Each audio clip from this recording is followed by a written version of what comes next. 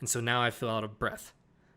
But to wrap it up, let's go ahead and talk about my favorite video game for this week. So my favorite video game, a highlight, and I don't always go with relevant games, like I said. So buyer beware for this particular podcast. But I'm going to immediately go back on that because I want to talk about Link's Awakening. Man, I love this game. I just want to put that out there. It's the best $60 I've spent in 2 days. But it's great. I got it yesterday. I've been playing it. I'm about 4 dungeons in already. I've put several hours in. I want to beat the game right now. I want to run back and play it right now. But I can't. And that's because I'm recording this. But in any case, Link's Awakening is incredibly great. And it's based off of the original Game Boy Advance game. So this is a Legend of Zelda game from Nintendo. And they are remaking one of their old games. This is a classic Game Boy game. And maybe I'll put up some footage of the original.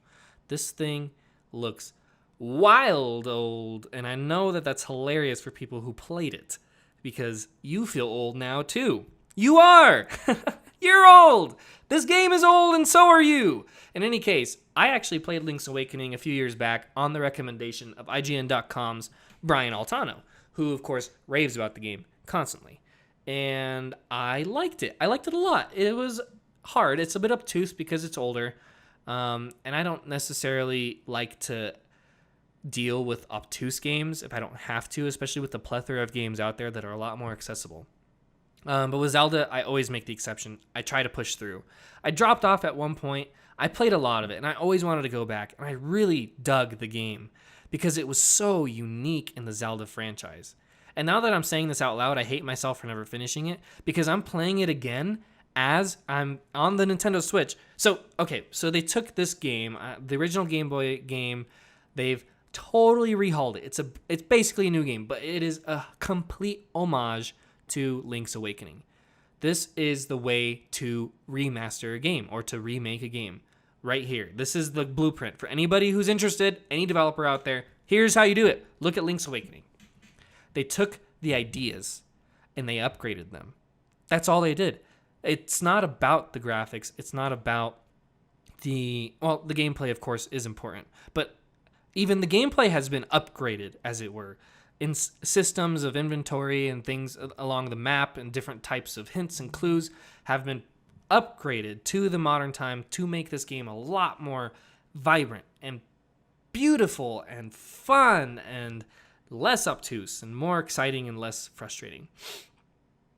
It still is a little obtuse for a modern game, but it's well worth it. So you play as Link, you go across the map, of course, and you're slaying baddies and bouncing around.